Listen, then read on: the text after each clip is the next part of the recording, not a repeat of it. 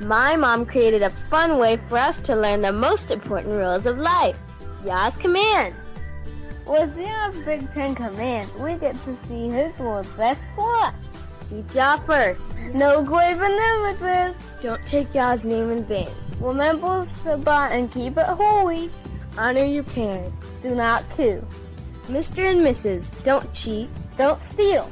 Don't tell lies. Don't covet. This changes everything. Get your set of Yah's Big Ten Commands at Big Ten Designs today.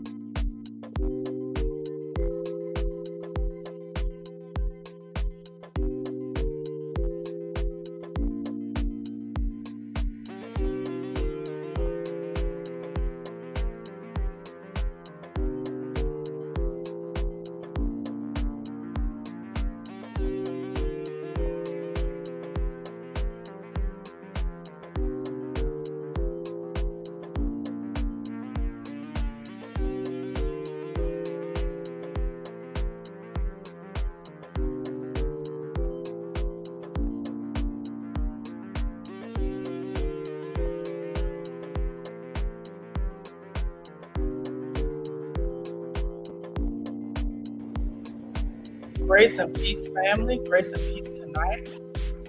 Shabbat Shalom. I hope y'all are preparing for a beautiful, restful Shabbat. I know I am. I'm so glad to be here with y'all tonight because we got a lot of things we're going to talk about. We got a lot of things to cover. Some of y'all know what this is about. Some of y'all are like, what's going on? But you're going to know by tonight, by the time we're done. So I want to thank y'all once again for being here. We did a little bit of change on the commercial. Tell me if you like the commercial with the, the background in it. I thought it was more full, I'm excited about it. I'm excited about what the Most High is doing through Big Ten Designs. Shout out to all of you who have supported so far, thus far, Big Ten Designs. I'm so very thankful, so excited about where it is going, what's happening with it. And I got to give all praises to the Most High and thanksgiving to all of my family for continuing to support the work. So shout out to all of you. So y'all see the topic, what we're going to be discussing tonight. We're going to be talking about the continent. We need to talk. And if any of y'all know me, I don't sugarcoat stuff for nobody. I'm not really worried about your feelings because facts just don't care about your feelings. That's one thing Ben Shapiro said, and he's right. This is not about offense. This is about reconciliation. And there can be no reconciliation without confession. So we're going to deal with these issues among the continent and the diaspora that are necessary to be dealt with.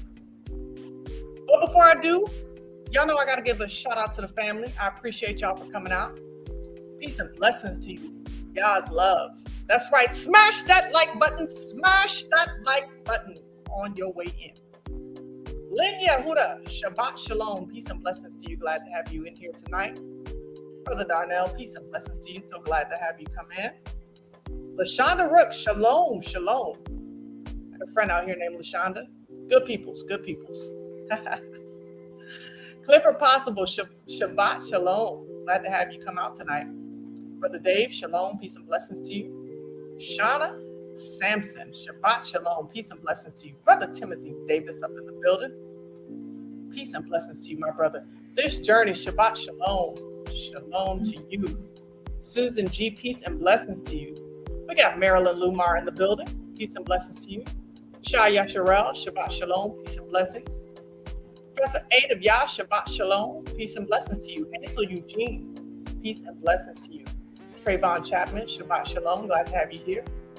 Sharpen One, peace and blessings to you. Timothy Prince, Shabbat Shalom, peace and blessings. Van P up in the building, peace and blessings to you.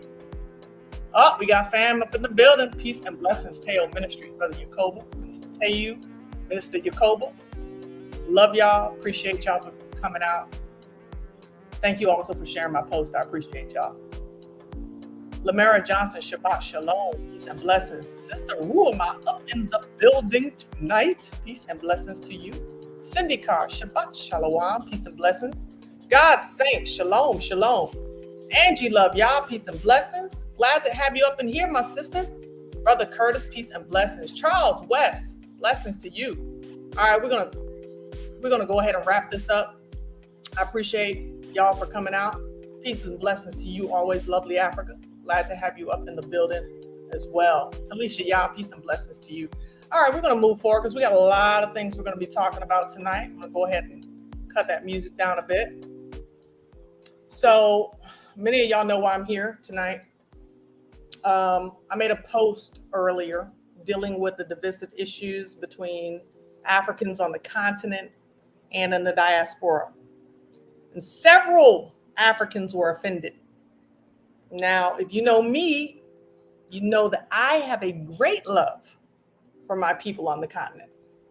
Love my family on the continent. Matter of fact, got good relationships with family on the continent. Even got the opportunity to interview one of the biggest YouTubers in Nigeria, Miss EVA Anita, talking about this very issue of connecting the diaspora to the continent. So you need to understand my heart for those of you who looked at the community tab post and you got offended. You need to really look at my heart. I'm going to show that post really quickly for those of you who are not aware. All right. So this is the post, and I'm going to read it in a minute, okay? I'm going to read that post in a minute, but this is the post. So far, it's got 237 likes to it, 55 comments, which I'm commenting back to some people on the post. But what's interesting for those of you who labeled me as divisive is that you might have missed this post, which I put up the day before, which said we must change the narrative. No more whitewashing, calling all indigenous people from Australia to Africa to stand up and speak out. No more hiding in the wings while your true identity is stolen. Hashtag I.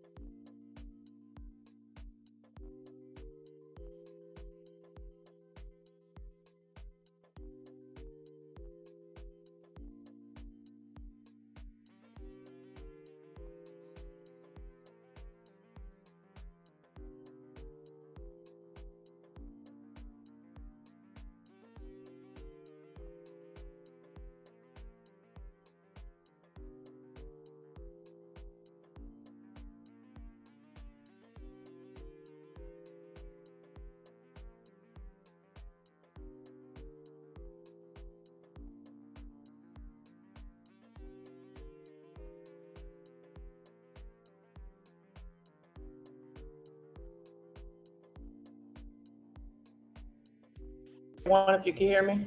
Give me a one if you can hear me. That will be busy, boy. Woo! Yes, I rebuke the spirit of Boise tonight. Had to. And yes, you can rebuke demons messing with your communication. All glory and praises to the Most High. So glad y'all hear me. I'm here. Praise be unto Yahweh. But this is the kind of stuff I got to deal with. In any case, let's get back to the discussion because this is an important one. So I don't know where we dropped off, but I think I was sharing my screen with y'all and I was sharing my post, okay? And that's what we're going to talk about real quick. So the day before I made this post that caused some alarm, I made this post. We must change the narrative. No more whitewashing, calling us indigenous people, calling all indigenous people from Australia to Africa to stand up and speak out. No more hiding in the wings while your true identity is stolen. Hashtag I stand with Black Egypt. Now I didn't have one African that I didn't have one continental come and saying anything to me about that post. None. Okay. But I make a post talking about the reality that many of us in the diaspora have felt and deal with, and all of a sudden people are offended. So I'm going to go ahead and read that post that was so troubling to some of you. It says, I want to say for all Native Africans who thought you were better than, smarter, more sophisticated and cultured than so-called Black Americans, British Black, and Caribbean Black, I hope this Cleopatra situation has taught you something. Now, again, context. For all of those of you who thought that you were or are better than, smarter than, and more sophisticated, not to all continental Africans. So whether she's European, mixed, or fully African matters not as much as the collective hatred towards you for one reason. You still Black. Whether you're a descendant of Ham or Shem matters not, because at the end of the day, your Black skin is enough for you to be treated as a permanent underclass, even in your own land. So while you're suspicious of us in your countries, treating us poorly in your communities like unwanted foreigners, while giving the Arab, Asian, and Caucasian your adoration and respect, your land, minerals, precious metals, and dignity, remember this, you still Black. While you believe the lies of white supremacist media that tells you that we're all thugs and criminals, or trying to woo us to your country rather than return, I roll. Solely for financial gain. Understand this, in the eyes of the white supremacist beholder, you still Black. If names like Cushy and Zesty don't translate to in your world, and your Afrocentrism can be put to shame, picketed, threatened with lawsuits under the guise of bringing truth to Egyptian his story, then I don't know more than to tell you, then you still Black. So maybe now that you're on display, that your Black Afrocentrism, not an American phenomenon, is being held to the carpet, you'll stop thinking you're better than us. You'll stop looking down on us, trying to use us, disrespecting us and distrusting us, and appreciate that we have fought for you every step of the way to open doors and access that would never be granted to you in America and Europe. Because at the end of the day, you still Black, just like us. Africa belongs to us too. And some people were upset about that. Some people were upset because they felt like I was coming for those on the continent. And I can understand that, but if you don't understand the context, then you're missing it. You see, what you need to understand is that we as a people, right, we always stand for you. We stand for you. We stand for all underserved communities all the time. Everybody is riding on our back all the time. And so I saw this video from Pastor Kelly yesterday that I shared that really, it hurt my heart to see this sister, there's a Black Egyptian, talking about the racism towards her by the Arabs and the fact that they don't even acknowledge the fact that she's an Egyptian. They make it seem like she's not even an Egyptian. And it hurt me to see that. But then I thought about the reality that so many times that when it comes to us as a people, y'all don't got our back. Y'all don't have our back. And we know that you're going through. We know what you're going through because we go through it all the time. So I want y'all to take a look at this video because we are well aware of the gaslighting and the narcissism. I want you to watch this. I had these lined up. Looking at attitudes to race in Arabic-speaking countries, carried out on behalf of BBC News Arabic, revealed that Egyptians don't believe there's a problem there with racial discrimination. But this is contradicted by the testimonies of some. البت التخينه السوداء سودو معفنين حماده جايبوه طلع عليها تهاني ضلمه.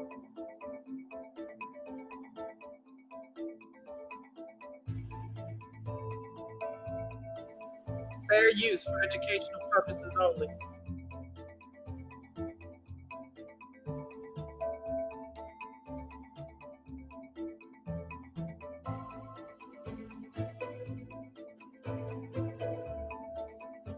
هي احصائيه مضحكه جدا بالنسبه لي. يعني كل دول قالوا انه ما فيش، ما عندناش عنصريه، ولا هم مش حاسين بالعنصريه. في ابتدائي كانوا مثلا لما يميزوني البت التخينه السوداء. في اعدادي اعتقد انا كان نفسي البس تي شيرت احمر. في حد قال مثل كده كنت اول مره اسمعه في حياتي، عايز تضحك على الاسمر لبسه احمر. وانا في ثانيه ثانوي في حد كان طلع عليا تهاني ضلمه، وانا ساعتها غضبت قوي. كان في ساعتها كريمات طالعه اللي هي بتاعه التفتيح، وبعدين لقيت بنات الافتح مني بيستخدموها وبداوا يتكلموا معايا ما تحطي الحاجات دي في وشك. بعد اقتنع واشوف ان دي مقاييس الجمال. يعني بعد ما خلصت الجامعه 25 سنه 26 سنه، بعد ما خلصت الجامعه ما كانش عندي اي ثقه في نفسي في شكلي تماما. بدات احس ان اقل من اللي موجودين، ان انا طبع اقل، شكل اقل. من 10 سنين تقريبا رحت للدكتوره، اكتشفت ان انا كنت بعيط بسبب الكلام المؤذي.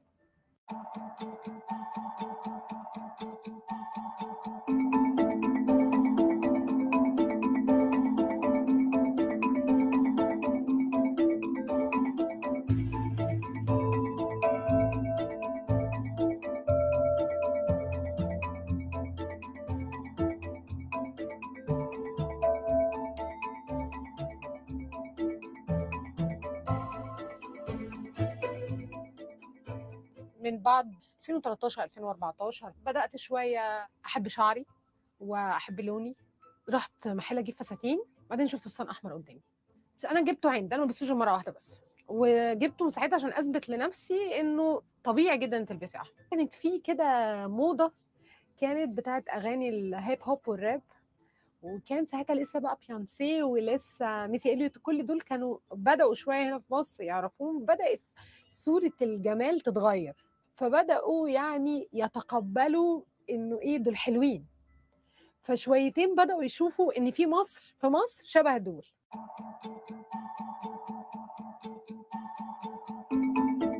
نفسي يبقى في التلفزيون والافلام ما بتقللش، ما يبقوش جايبين واحده سمراء او سوداء سواء مصريه او غير مصريه ابقى بتريق عليها، ابقى جايبها مثال للقبح، مثال اللي هي شخص اقل، ما فيش لون احسن من لون. فالناس لازم تفهم ده. So family, y'all saw that sister, melanated sister with roots directly in Egyptian soil, being told dark skin, ugly by the Arabs that live there. And the thing about it is that we already knew this. This is a revelation to most of you on the continent. This is a brand new revelation to you that we've known for centuries. And the sad thing about it is that when it comes to Egypt, many Egyptians, they don't even know. They don't even really understand what it means to be African. Let's look at some of these questions here. Do Egyptians consider themselves Africans? So yes, Egyptians are Africans, but their ethnicity is different than that of sub-Saharan Africans. Ethnically, most Egyptians are Arabs, but many take pride in being descendants of those who built the pyramids and founded one of the world's first great civilizations. Next question, are there blacks in Egypt? With Nubians standing at 3 or 4 million in Egypt, Egypt's black community faces anti-black racism on every level, from being socially displaced, isolated, and silenced to systemic abuse through Article 263 and beyond. Nubians protested demanding basic human rights, which often leads to state punishments. Are Egyptians African or Arabs? Now listen to this. No, the ancient Egyptians were not Africans. They're literally in North Africa, but they're not Africans. That which historians of language have long known and understood has been fully confirmed by a recent study of ancient Egyptian genomes. Over the past many years, there's been a great deal of debate, almost always among those who want to further various political or racialist agendas. Are people from Egypt African? Many Egyptians do not consider themselves Africans. Some take offense to even be identified with Africa at all. When speaking to Egyptians who have traveled to countries below the Sahara, nearly all of them speak of going to Africa or going down to Africa, as if Egypt were separate from the rest of the continent. That totally contradicts the first statement. Do Egyptians consider themselves Africans? Y'all are the ones with a serious identity crisis and talking about we the ones with an identity crisis. You're African when you want to be. You're African when you don't want to be. You don't know. We're going to talk about it. Because I came across this verse in Ezekiel 29 a while back. And maybe you'll get a little bit of explanation as to why it is that there's so much confusion and why there is that y'all, those of you, not all of you, have a problem with us speaking the truth and don't want to deal with the realities of your ancient history. Ezekiel 29, in the 10th year, in the 10th month, in the 12th day of the month, of the word of Yahuwah came unto me, saying, Son of man, set thy face against Pharaoh, king of Egypt, and prophesy against him and against all Egypt. Speak and say, Thus saith Yahuwah Elohim, Behold, I am against thee, Pharaoh, king of Egypt, the great dragon that lieth in the midst of the rivers, which hath said, My river is mine own, and I have made it for myself. But I will put hooks in thy jaws, and I will cause the fish of thy rivers to stick unto thy scales, and I will bring thee up out of the midst of the rivers, and the fish of the rivers shall stick unto thy scales. And I will leave thee thrown into the wilderness, thee and all the fish of thy rivers. Thou shalt fall upon the open fields, thou shalt not be brought together nor gathered. I have given thee for meat to the beasts of the field, to the fowls of the heavens. And all the inhabitants of Egypt shall know that I am Yahuwah, because they have been a staff of a reed to the house of Israel. When they took hold of thee by thy hand, thou didst break and rend all their shoulder. And when they leaned upon thee, thou breakest and madest all their loins to be at a stand. Therefore, thus saith Yahuwah Elohim, Behold, I will bring a sword upon thee and cut off man and beast out of thee. And the land of Egypt shall be desolate and waste, and they shall know that I am Yahuwah, because he has said, The river is mine, and I have made it. Behold, therefore, I am against you and against your rivers, and I will make the land of Egypt utterly waste and desolate, from the tower of Sion even unto the border of Ethiopia.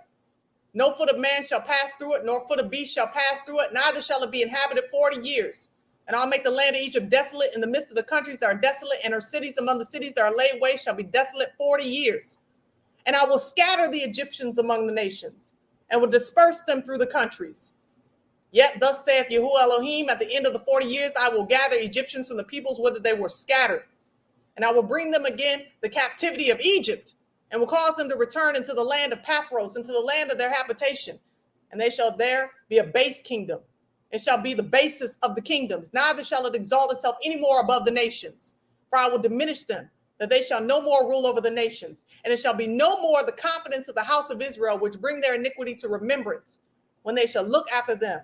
But they shall know that I am Yahuwah Elohim. The Most High said he was going to make Egypt base because of their iniquity against Yasharel. You see, The Most High has the answer for every situation that we're facing right now, including the discrimination one against another. We're no different. He separated you far from your borders. He did the same to us.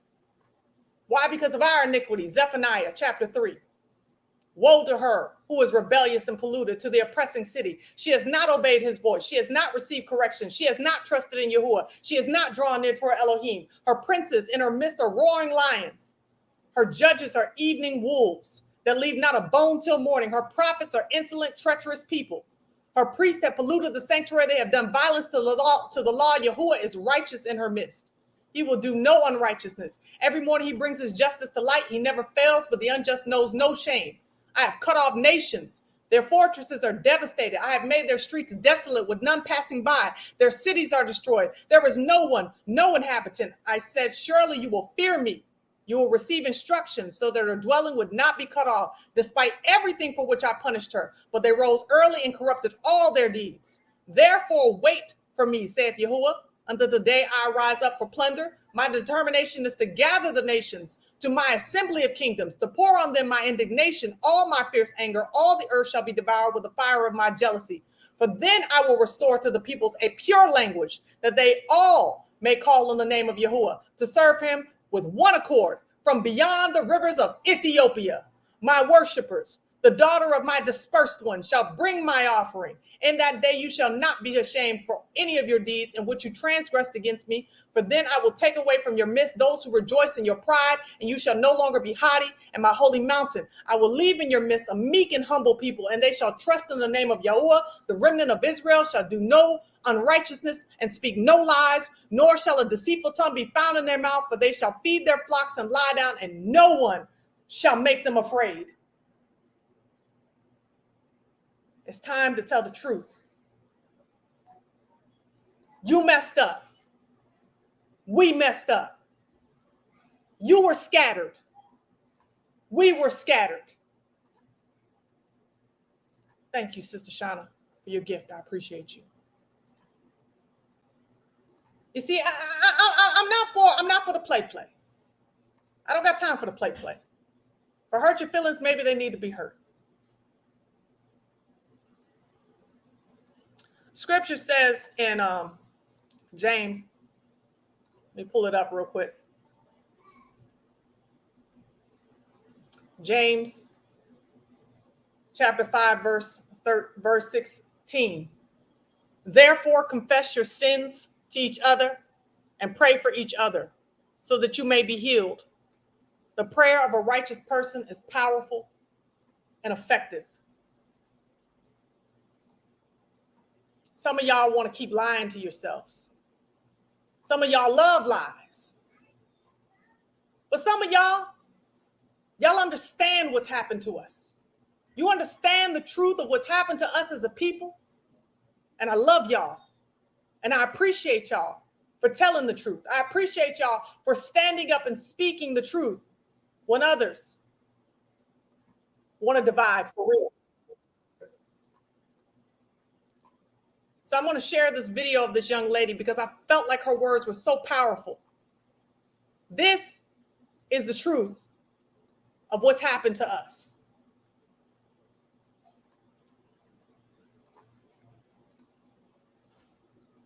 I keep saying he's an African American, and he's saying when you come to the motherland of Africa, we see you as Africans. Of course, yes, if you open your mouth, we'll know that you have a British accent, you're from Britain, or you have an American accent, you're from America. But then we still know that you're African. If you don't open your mouth in the continent, we see you like any other person on the continent of Africa. And I just want to let you know, guys, like most of our parents, our grandparents, actually, when you come and meet them, they'll literally start crying because they'll be shocked. They know that you're their children. They know you're their descendants. They just can't access you. They can't travel to access you. And also, African people in general, the majority were denied their true history. We mostly study more about Europeans or colonizers than our own history.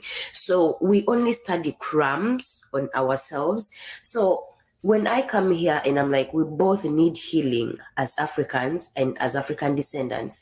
And I don't want everybody to think I only want to talk about African Americans. No, I'm talking about every African descendant in Europe, in Asia, in North America, in South America, everywhere. So don't feel offended when we come here and we say you need to connect with the motherland. We just need you guys to come and see the home, your home. Africa is the only continent that has majority of Black people. So wherever you are, you're seen as an African. So let's rise up, unite. And I love you guys. Well, we don't want them here. And I appreciate that sister for saying what she said. I appreciate it. Because the truth is that we as a people, we need to learn to love one another. We need to learn that it's not us who divided us. But if we can't be honest about what's happened to us, if we can't be honest about how we as a people have played in to our own demise, if we can't be honest about that, then I don't know where reconciliation can take place. And that's what's painful. That's what's painful to me. I don't know if reconciliation can take place if we can't even be honest. So I talk about this several times. I'm going to share this with y'all. This is my DNA. Sub-Saharan African, West African, Nigeria, Igbo people. I think I have a right to speak on what goes on in the continent. I think I have a right to say what we witness as a people that are far removed from our borders, the hatred that we get oftentimes when we go back to the continent. I think I should be heard. If you don't think so, then you're part of the problem.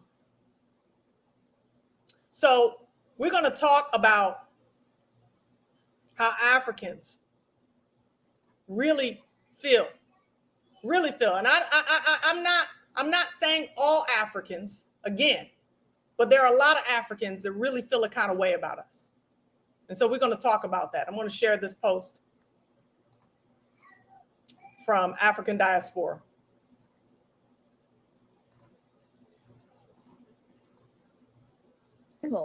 Cheap labor.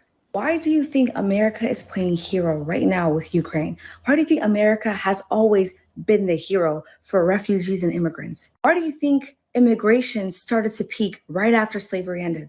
We're going to save you. We're going to give you housing, resources, safety. We're going to bring your kids. We're going to give you jobs. We're going to sell you the American dream. But the fine print of that contract, don't mess with these people.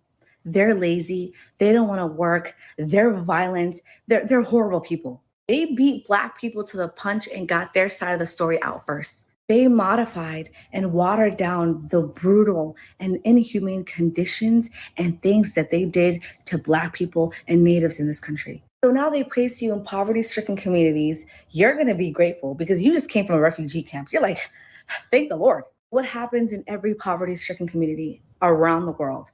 There's violence, there's crime, obviously. So now you, the refugee, the grateful refugee, gets to see everything that these people are talking about. Because had they placed these immigrants and refugees in thriving communities with thriving Black people, they would have been like, dang, y'all were lying. Black people obviously aren't violent. Look at them. They're hardworking. They don't do anything. They got these immigrants working like dogs for scraps, and they're grateful. And here they are, the grateful immigrants and refugees, looking at Black people like, why are not breaking your backs like we are? Because they already did. They broke their backs. They're the reason we're here. Why should Black people work for scraps for the wealth that they built? Make it make sense. And Black people are also given negative stereotypes about Africans. So no one's talking to the other person. No one is actually sharing stories and coming together to realize, no, wait, this is common enemy number one, not you guys. So that's the story of the grateful refugee. Beware of Black people and stay away from them. They are not good people is one of the first things that my mom was told when she came to this country. I am a first-generation immigrant child. My parents came here back in 1993 after the Somali War. My parents came here as refugees, and they were taught the ways of the Americans by white people who were helping them stay in hotels, giving food, shelter, etc., etc. My mom told me a lot of things that the guides would tell them. They would say, these people, they're Black, they get into a lot of crimes. I wouldn't suggest that you mess around with them. One day, my mom was taking a permit class, and just like the jail yard, the Black people were together, the Mexicans were together, the Africans were with the Africans, the Asians with the Asians, whatever. And as the instructor was talking about, driving and on the road, she said, just make sure that you're paying attention. And for you, she pointed to the Asians and said, don't laugh when you're driving. Don't smile.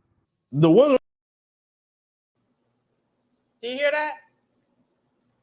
Do you hear that reality? This is coming from a Black immigrant. Somebody gone to America and told, you need to stay away from them Black folk. Why? Because they're lazy. They're all just lazy.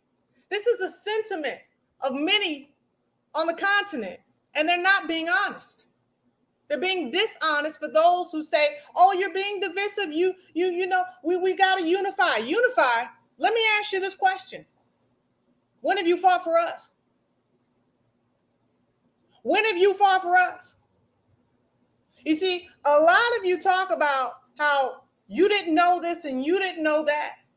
But for years now, you've known and you've seen and you've observed, even if just through social media, and yet your biases remain. I'm going to share about this situation right here because this one hits a little close to home.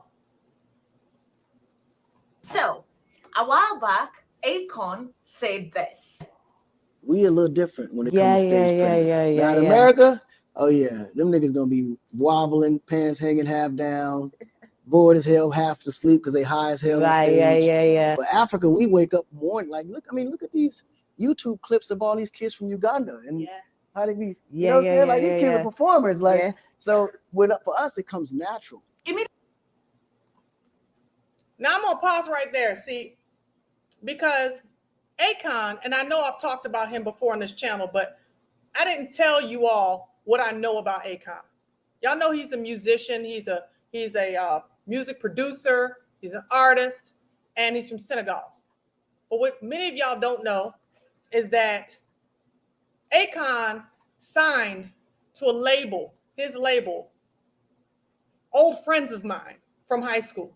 Okay, and I'm going to go back to that in a minute. Old friends of mine from high school. They became known as a group called Rock City because St. Thomas is known as Rock City. So they became known as Rock City and he signed them, but they had it out with him. Why? Because he didn't want to put their album out. Akon treated from the continent the Caribbean Blacks poorly and used them for his own good, his own benefit. I want you to hear them share their own story a little bit.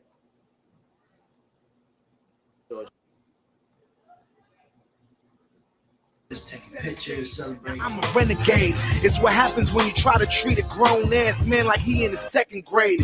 Now all that we was saying, we were still new to a lot of things as far as the industry and the business. So at that time in Atlanta, Georgia, we were bubbling, we were buzzing. So we were in the streets performing, and people were talking about us. We had a lot of people trying to sign us. Well, when we signed, Akon told us that he just needed a month or so to get our deal done. We were going to take the Interscope ticket to Jimmy. He was going to walk us into Jimmy's office, tell Jimmy this is who we are. And, he was going to let us just kind of do our own thing and rock. Because initially when we signed to him, the whole point of signing to him was for us to go to Interscope. So he was like, yo, I'm going to take y'all right to Jimmy. Then I'm going to put y'all in the room with him, let y'all get y'all relationship, and I'm going to step out the way. I'm a young dude coming from the Virgin Islands, coming from the Caribbean, making it out of the projects and to be in, the United States, doing such big things and have a record deal. Like, you're so excited because, like, as a kid, you put it past you that, man, I ain't gonna never get it. Especially coming from where we come from. We got no Akon for a minute. And we just feel like when we saying to him, like, we were just going to take off, we're about to blow up, you know what I'm saying? And it didn't really happen like that. Now as I stroll through this world full of sinners who's comfortable with the reflection they see in the mirror. We were sitting in Zach Cat's office. I was sitting in Zach Cat's office by myself. And, we talking, and he asked me, he was like, yeah, we working on Sean Kingston's, who's working on Jason Derulo's second album. And he was like, what's going on with y'all situation? And I was like, kind of the answer I gave everybody. Zach is one of those really smart guys. So he was like, what was going on? And I said, I don't know. We're trying to figure it out. And he was like, I mean, what does that mean? I'm like, well, I really don't know. Like, well, have you played Jimmy in music? I said, yes. What does he say? Come back and see him in a few months. It's funny because people see us arguing with Akon and going back and forth with him. But we didn't want to be out of the deal, Akon was a cool dude. We were friends before we get into business together. We just had our problems like any relationship, business or personal, and we just feel like he needed to fix certain things. And then at that moment, it just hit me like, hold on. And I didn't want to say nothing to the guys, because when I say something, when the guys hear what I say, and I'm like, yo, I think we should do it, Timothy and Teron takes it to the next level. Like, fuck that, let's do it then, fuck it. So I was thinking to myself, I got in the call with Timothy, and I said, Timothy, I think we should leave.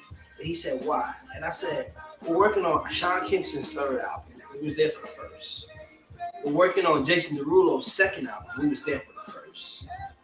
I hasn't had singles come out. He's on his fourth single now. We only had one. When me and my brother did a replay, and we played for Ayaz. We went into our label all excited and gone home and was like, yo, we this is the record. This is a single, we should put it out. And, we was told that it wasn't a hit and we need to do a club record. And we was like, yo, but this is a smash. We know, like, trust us. This is it. Everybody was trying to talk us out of it because obviously they wanted us in the building for political reasons, like us writing songs. But, our whole focus was being artists. Now, they went on to talk about how they were used by Akon to write hit after hit after hit after hit for major artists that we listen to all the time. Those are my friends that I used to go to school with. We used to do music together. My sister used to do most music with them. And they went out and they became like these big music writers, but they were supposed to be artists. But Akon decided that he was going to use them and abuse them for their skill and their talent. And he derailed their career. He derailed so much of what they could have been. So we're going to get back to Mr. Akon and his thoughts on Black Americans and Caribbean Americans, and hear what others have to say. Immediately these remarks were published, everybody was up in arms asking him, how dare you? How dare you come to our country, build off and become successful off the love and the support of America and Americans and American music and culture, and then turn back around and say what? And say Black Americans are lazy as compared to Africans. They're not as aggressive. They're not taking advantage of every opportunity that they get. Well, I want to give you sort of an African perspective of how Africans sort of perceive Black Americans, and consume this with caution, because the only place we get to see Black Americans is in movies written by white people, directed by white people, because unfortunately for a long time, Black people did not have media. And so the representation of Black Americans to Africans has always been skewed. Hi guys, how are you doing? I hope you're doing great. My name is Ndiro Ganga. I'm back again for another chat. I hope that you're well. If you would like to get to know me better, head over to my channel. That's the controversial video of Akon, because I feel like it's been talked a lot about, but in an American context. I want to put it into context as an African. Well, first of all, I do not support those statements. I think that different people, Africans have their own unique set of challenges, and also Black Americans have their own unique set of challenges. It's a double-edged sword. For example, while Black Americans are struggling in America, Africans are dying to come to America and try and make a living for themselves. And some of them that come there are able to build up for themselves. And so that is why when Black Americans are sort of struggling, Africans will be like, what are you talking about? That's the land of opportunities. If you can get a job, if you can, da, da, da. Then Africans cannot seem to understand what you're talking about, right? Because their problem is not your problem. Their problem is they're just looking for opportunities. It doesn't matter the nature of the opportunity, the quality of the opportunity. They will wash toilets, scrub bathrooms, work in care homes, deliver groceries, live in the Bronx, whatever it takes to make $1 or $2, send back home and ensure that their family is comfortable and they can build something for themselves at the end of the day. Now, see, this is why we try to communicate with y'all and help y'all to understand that everything that she just said there, everything that she said there is a part of the system of white supremacy that has you thinking that you got to scrub their toilets and you got to shine their shoes and you got to do the lowest of the lowest jobs while they go to the continent and take everything from you, from the richest continent in the entire world. And you go to America and you look down on us and say, oh, you're lazy because you don't want to scrub no toilets. Excuse me? You lazy because you don't want to shine no shoes. How dare you? You don't understand, like the lady said before, you are being treated like garbage and you're angry because we're tired of being treated like garbage. You're angry because we understand that for millennia, we've been dealing with a system of white supremacy that has kept us on the bottom, but you want to come and be on the bottom and get angry with us because you think we uppity or lazy. Which one is it? This is a problem. And then you want to say, oh, no, we don't need to really talk about this, like, because if you talk about this, you're being divisive and, why can't we just have some unity? You tell me why we can't have unity. Because every time we go to the continent, my people come and they say, the minute you open your mouth, oh, you're an American. So you must have some money. You must have something so I can get from you. You are in the land of milk and honey. You are in the land that underneath the ground has the gold and all the precious metals, and you worried about some fiat currency from us? And when we try to help, you're looking at us sideways. You're treating the Asian better than you treat us. You're treating the Arab who tells you I ain't African. I don't want no parts of you. You sub-Saharan Nubian Africans, you dark and ugly. Why are you looking at us like that? Why are you looking at us like that? Because we don't want to be the bottom of the barrel no more. We're getting sick of it. We're getting sick of this nonsense. We're getting sick of going to the continent trying to build with people that look down on us. Why are you looking down on us? I got a comment I want to share in my community tab. I'm going to let Sis speak a little bit longer as she explains to us why it is that many of you treat us like you should be treating the ones who are stealing from you. Then Black Americans, you've been in this country for a long time, and I am just making assumptions here because I've never lived as a Black American. You came to a place where your identity is always being questioned by outsiders, by yourself. You're treated like the other, in terms of opportunities, in terms of pay, in terms of how you relate with government and law enforcement. And so this is a very unique set of challenges that an African who's coming to America cannot understand. And most of the time, if you cannot understand something, it's very difficult to sympathize with it. How do you not understand when your government is just as corrupt as ours? Except yours has a black face. How can you not understand? How is it that you like to tell yourself things like, we know where we're from? We know our tribe. We know exactly where we come from. You Black Americans, you make everything about race, black and white. Well, you come over to America and see how they treat you. Because they're going to treat you the way they treat us. They might give you a couple more trinkets just to make you feel a little bit superior. But while they give you those trinkets, remember they're giving you them jobs of scrubbing toilets at the same time. Y'all don't want the truth. Y'all don't want the truth. Because the truth hurts, but it'll bless you if you let it. You see, many of us we bite our tongues. You understand what I'm saying? We bite our tongues and we don't want to say these things because we don't want to cause further division. But the problem is that there's an underlying hatred that many of you, not some of you, many of you have for us. And I agree. There are those throughout the diaspora that also have hatred for you. And I correct them when I see it. I got family members, and when we talk about going to the continent, they say, oh, I don't want to be over there with all the flies all over the babies' faces and all the lions and tigers, and I don't want to be over there.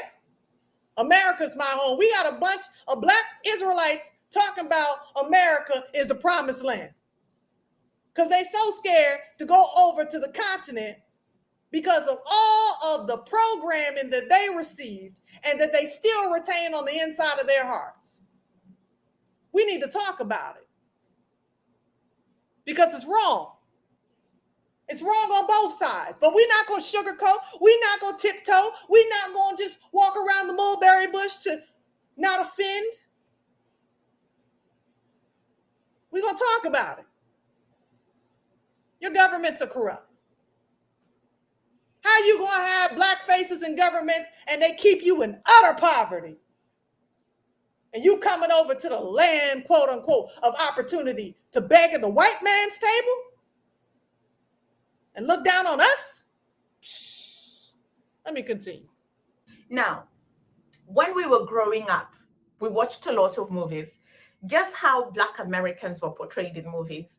You're the lazy people, you were the crackheads, you were the drug dealers, you were the guys in baggy jeans riding children bicycles, you were the gangs and gang leaders, you were the absentee dad, you were the drug addict married to a white woman who's trying to put the house in order, you were the guys that were perpetuating gang violence and smoking weed and you understand, robberies.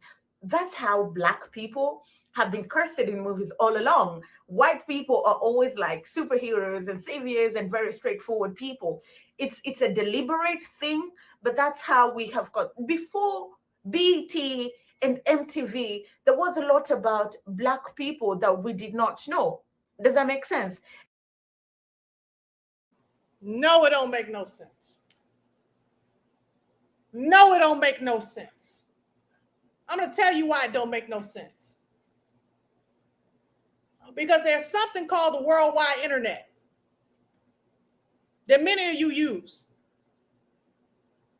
And many of you still want to perpetuate that old trope, racist trope of yesteryear about us, but don't want us to do it about you. I had somebody commenting about how when we were growing up, they used to say African booty scratcher. I remember that when I was growing up. It was wrong. It was a term that was used programming us to hate you.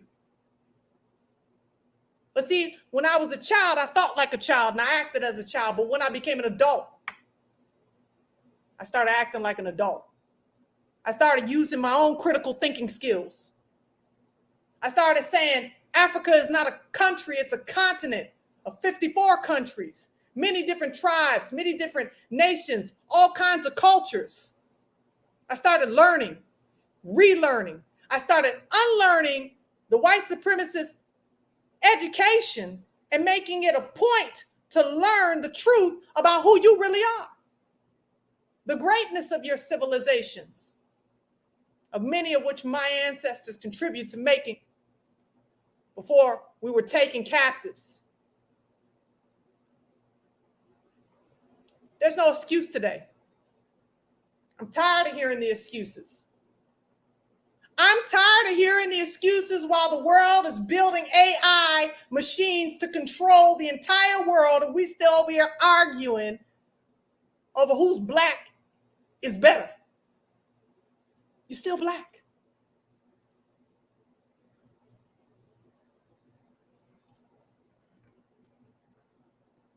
Somebody told me we need to grow up. Do we? Is it just me that needs to grow up? Or do we need to grow up to some full maturity and deal with the elephant in the room? The elephant that keeps us at bay. You see, because I talk to locals here, when we talk about the continent here, the conversation isn't even about the issues of what we were pre-programmed with. The conversations are about those from here who have gone to the continent and been disrespected the minute they open up their mouth, and those are from those in the Caribbean diaspora, saying Africans don't like us. Africans don't like us.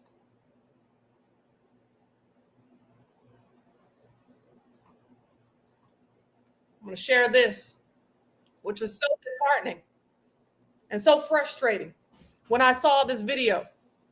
And I said, this is really sad and this is pathetic. But this needs to come out. This happened just a few months ago. Take a look.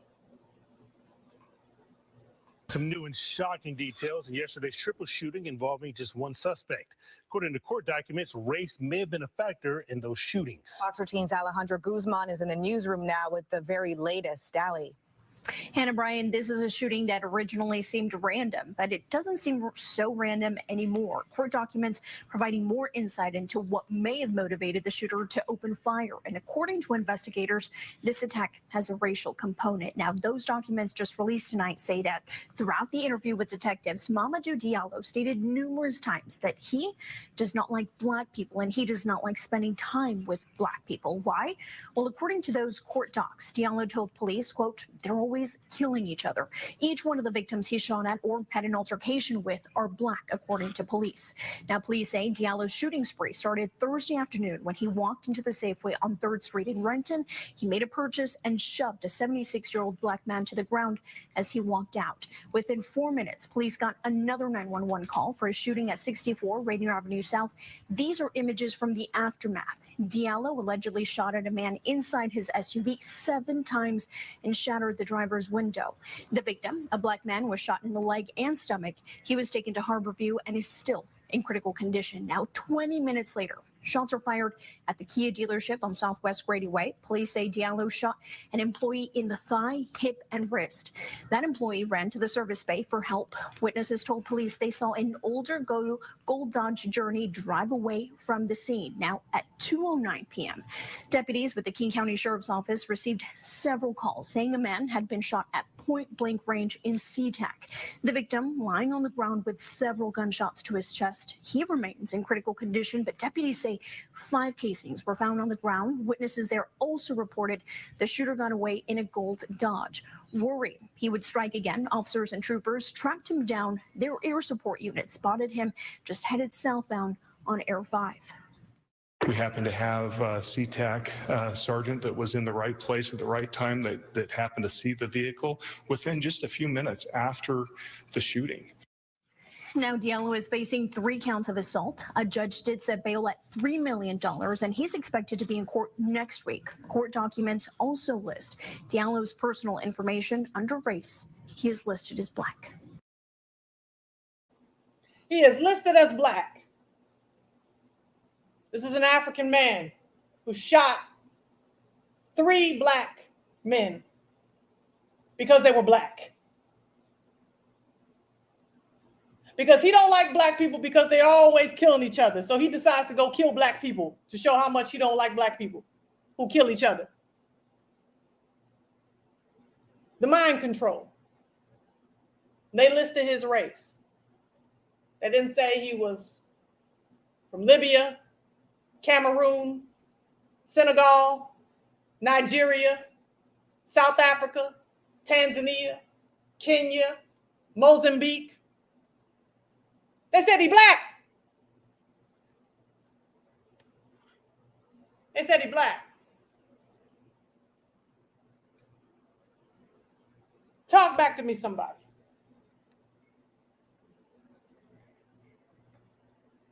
So you telling me that you're offended because I'm telling you that y'all got a problem, some of you, with us.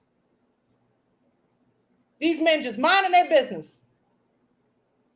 2 of them got to lose their life because they black by an African who we don't even know which country he's from because they didn't even care enough to tell us. The only thing they informed us of is he black.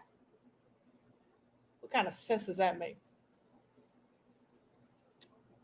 What kind of sense does that make? Somebody tell me.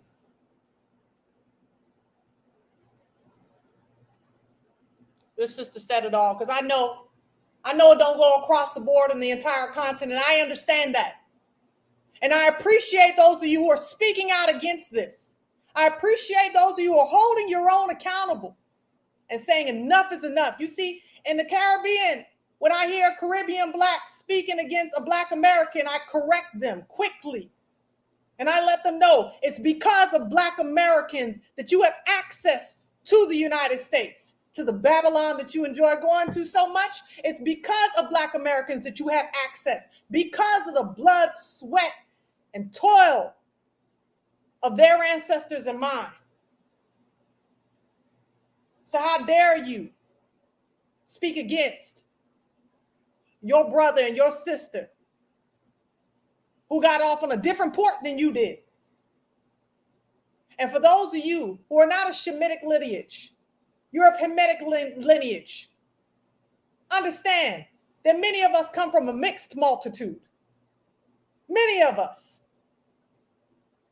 And regardless, when they see your skin and they see mine, they see the same thing. You is black.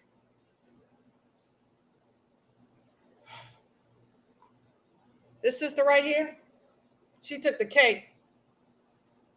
She said it so well, I'm going to let her say it herself. The dumbest and ignorant thing I've ever heard in my life.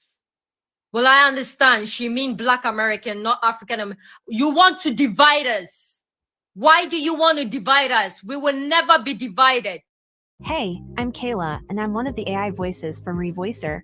I can be sad, and you'll think that I might. And why are you hiding your face? Show me your profile picture, please. Put your picture there. Let me tell you which tribe you came from. You are hiding behind the phone, making ignorant comments. African Americans are our brothers and sisters. Every black person with a DNA like mine, every black person in this world with ancestors same as mine, we are family. Like it, hate it, we are one people. You want to divide us, it's impossible. We are all going to unite. Everybody who agrees with me, please let your voice be heard. We will never be torn apart again. United, we will be strong. Enough is enough. If you don't want to be one of us, goodbye. Those who want to be together, we will be together, okay? All African leaders, we need to start backing our brothers and sisters in America up. When anything happens to anyone in America, African leaders, you should be angry.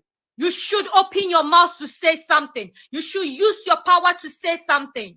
If they're going to torture our brothers and sisters back in America, we should stop giving them our resources. We should fight for justice for them. We should back them up. We should let them know that we are no longer wanting to be divided. We no longer want to be separated. We have decided to come together as one, and that's how it's going to be. So if you're a passport brother and you want to go abroad to find your wife or whatever you believe in, please do so in silence. But take the name of black people, black women. Take that word out of your mouth. Stop degrading us. Enough is enough. Go and get your woman, but take us out of your mouth. And don't come and tell me you are African and you should stay away from this. I am American as well. My father is American. My father is pure American. My father has native blood in him. That makes me American as well as you. My mother is African. Okay? So I embrace this too. And African Americans are my brothers and sisters. They are me and I am them. Period. Enough. Enough, please. Do whatever you want. Stop trashing black women. It's enough, for Christ's sake. United we stand. You know, love it. You still black? We got to stop letting people who have been playing Jedi mind tricks on us for such a long time come in and make the narrative for us over and over again.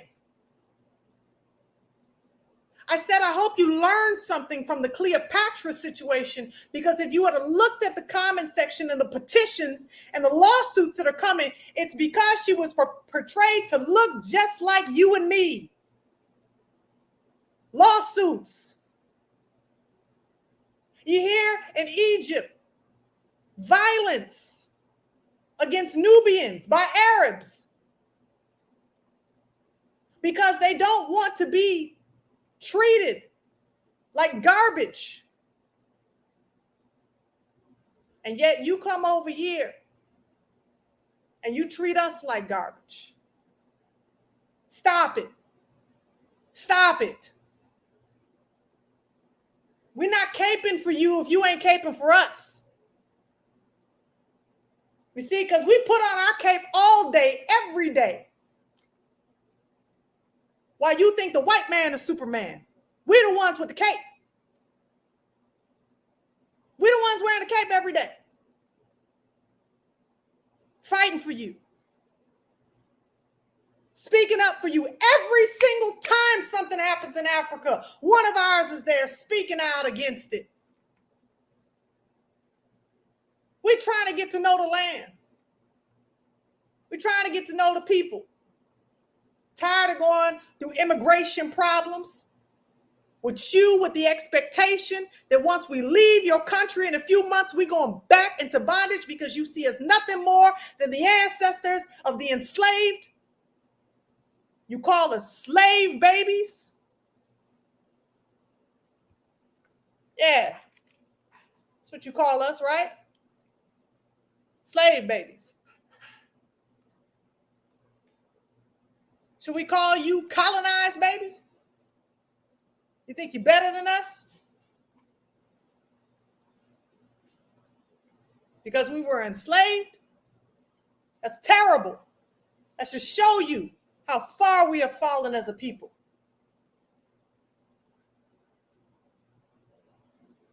It's sad. I want to read this comment. I'm not making this stuff up. Many years ago, I was out dining at a restaurant with a Nigerian girlfriend of mine when a friend of hers popped in for a takeout order. After they greeted each other, my girlfriend introduced us, her friend, then asked her where I was from, and she responded, of Caribbean descent. So after her friend left, she told me his response in their language. Oh, slave baby. Nonetheless, I was beyond mortified, and she told me that's very much how they viewed us who were not born in Africa. You answer that. Or you coming at me for telling it like it is?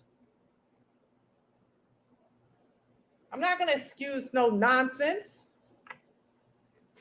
You think poorly of us, not realizing that so much of the advancements in America that you love in the land of opportunity came from us, not knowing that most of the inventions of the white people there in America was the patent office, because they stole our inventions.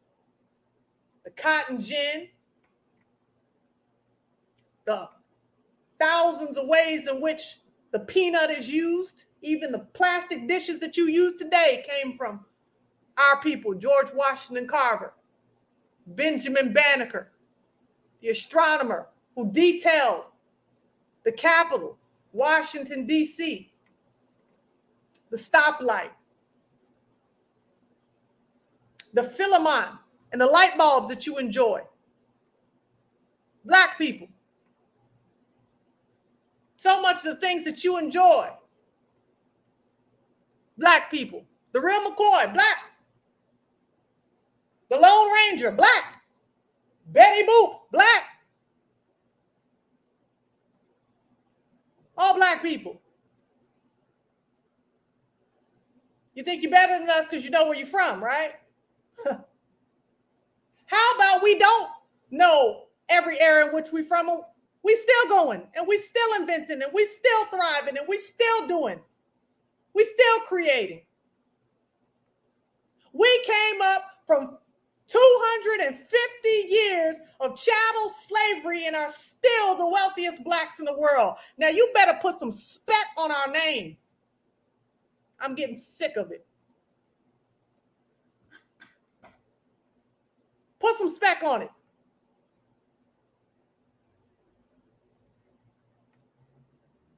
Because enough is enough. The original inventors.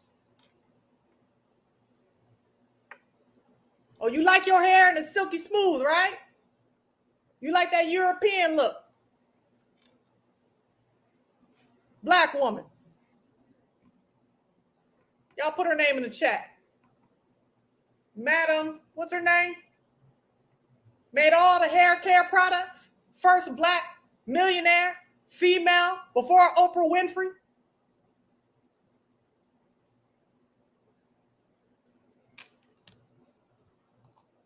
We invented it all. Home security, toilet, heart surgery.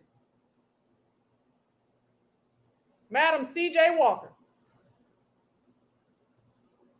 And you like that, don't you? I said put some spec on it. We still inventing. We still inventing. Oh, you like your toys? You like your super soaker? Yeah, we invented that too.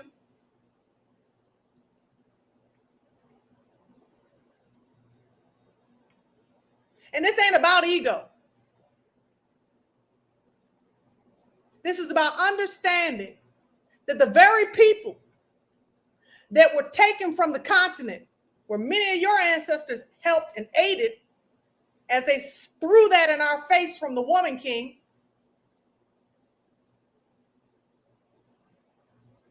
many of our people are the same people that want to help build the continent today. Are the same people that want to go to the year of return in Ghana to build infrastructure, not just a home, but infrastructure to help you wake up and realize your greatness in your land. Many of our people there struggling, not because they have to, they can go back to America. They're there on a mission. They're there on a mission to see the two sticks come to one, to build up, not tear down.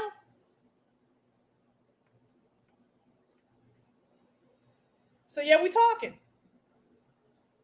Because they come to me and they tell me how they're hated by many of you. How they disrespected while you uphold the Arab and the Asian in front of their faces. Because you just glad because you could babysit their little children.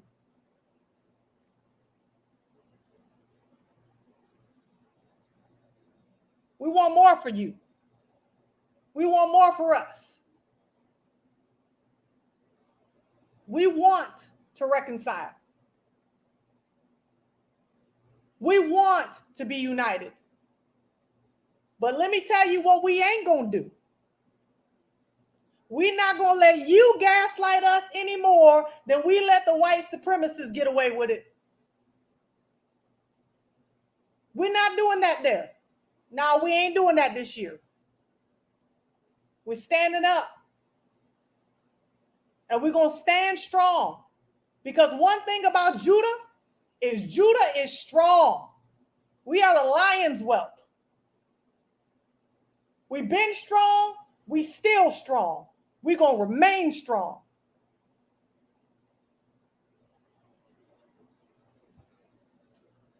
We pray that you be strong with us.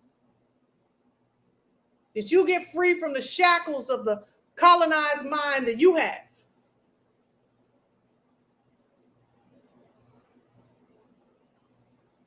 And true reconciliation can take place. I hope you're looking at the comment section. And every person that watches the replay on this video, you put in the comment section if you know what I'm talking about, all the things that you know that we've invented.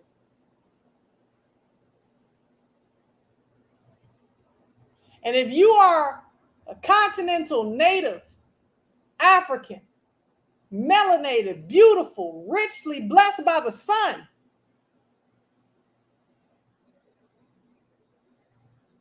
and you want to reconcile, and you want to see a change, then you stand up and be the change. Just like that young lady. Because in the end, you still black. Just like us. That's all I got.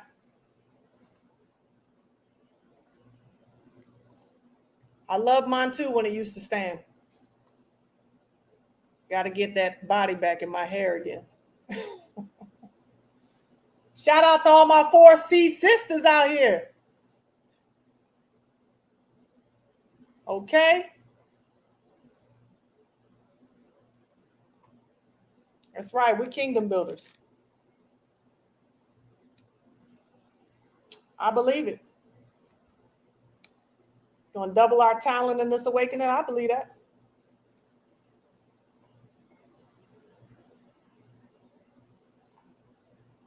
Yep. If y'all don't know what that's about Buffalo, New York. The brother who was a security and he was just doing it in passing, he was actually retired. He was a little part-time scientist. He was shot to death by a white supremacist who was most likely sent as an agent because he discovered a way for cars to run off of water. He wasn't the only one. What about that brother who turned water from the air, built a machine out there to help those in Michigan who had dirty water?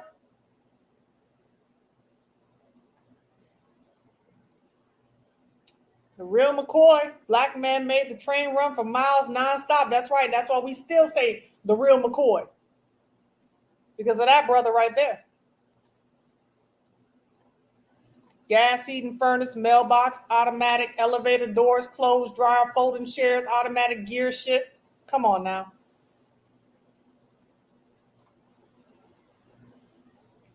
Hallelujah. Judah praise.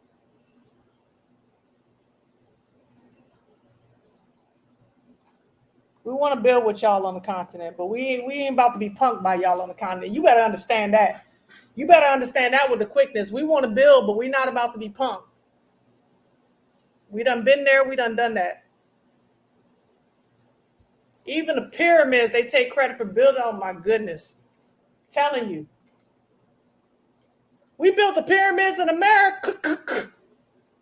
The second Egypt, and we built it in the first one, too. Wi-Fi powered devices. Come on now. Lawnmower, refrigerated truck. Shout out to Sister Carr, Cindy Carr with that 4C.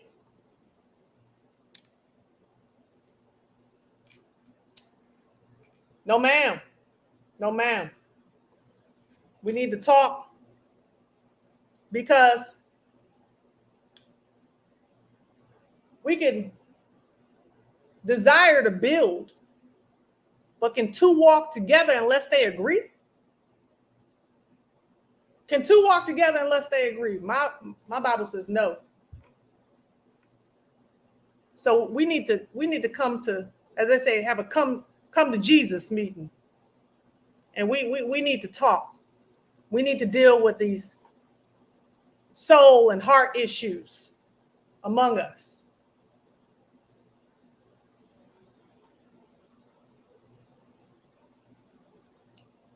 Hot ice, internet, traffic lights, cell phone, automobile. Shall I continue? All right, fam. I think I made my point. That's right. That's right. I think I made my point. And if the shoe fits, wear it. If you're loving the message, then you standing. And if you hating the message, then I'm talking to you. I'm talking to you. Get your heart right. All right, family. I'm going to go ahead and head out. It's kind of late on my end. I appreciate y'all for coming out. And for those of you on the continent who are putting in that work, who came from the diaspora, salute. Much love to all of you who are putting in that work. And for those on the continent who are native in the continent and helping those on the continent from the diaspora to build, salute. Y'all my sisters and my brothers. Peace and blessings, everybody. As always, love yourselves without hating your enemies. Thank you for those of you who have given. Super chats, cash apps, I appreciate y'all. Thank y'all for those of you who are supporting Big Ten Designs as well. I appreciate y'all and I love y'all. And thank you for those of you who continue to lift us up in prayer and speak life. Love y'all. Y'all be blessed. Have a good night.